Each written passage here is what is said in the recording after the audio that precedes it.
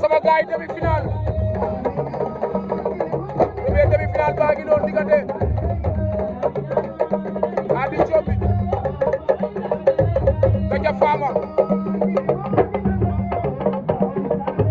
Ady Thiomby Gandia Fama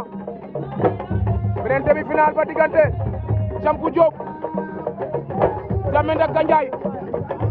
ñaari demi-finale yaa ngi noonu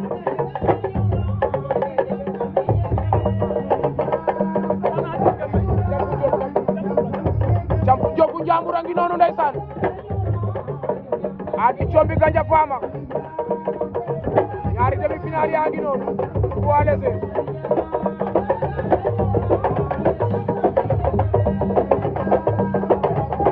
jox ko amagul combat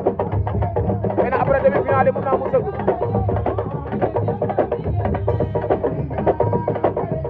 Ady Thiomby moo yor ngeemulu ruus bi Gandia Fama moo yor ngeemulu vert bi Campu Diop moo leen jox ginnaaw Jamend ak Gandiaye ngeen jàkkaarloo noonu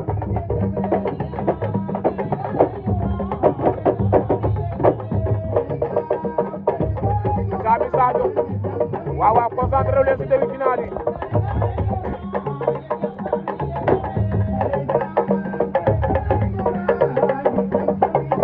Seydou noonu la demee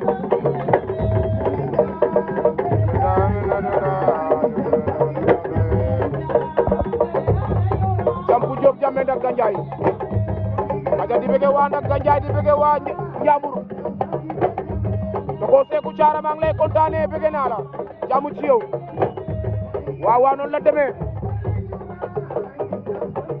Badara Sadia bëgg naa la kontaane la Ady Thiomby Gandia Fama Ady Thiomby ñu ngi ci combat ba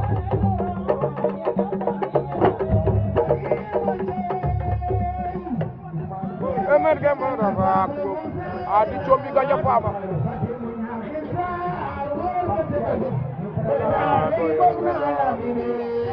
Gandia Fama Ady Thiomby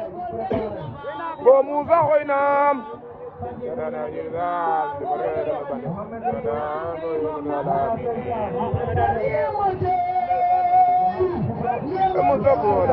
bo Moussa Khoynam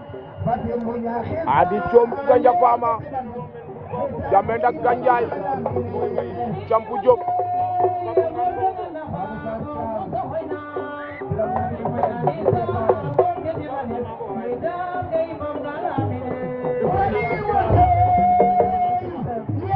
Kadi Madior bu Bettenty ñoo ngi lay bëgg di la kontaane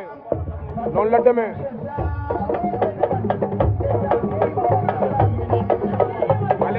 ale sadi coowe bo kam Bettenty ndeysaan waaw waaw El Hadji Bakary Ndour ñoo ngi lay bëgg di bëgg waa Bettenty di leen kontaane jàmm ci yéen mais Bettenty am na benn message bu ma leen di lancé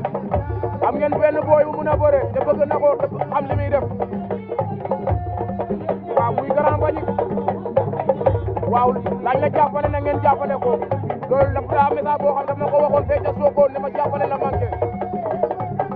te man ku ma yóbbante moom yóbbante bi faaw mu am noonu la demee Grand Mbagnick bu Bettenty nee na ngeen jàppale ko waa sum loog tamit maa ngi leen koy wax seen doom bi montagne bu sum nee na ngeen jàppale ko moom itam waaw waaw Campu Diop Jamend ak Gandiaye daan na Campu Diop Jamend ak Gandiaye daan na Campu Diop Jamend ak Gandiaye en finale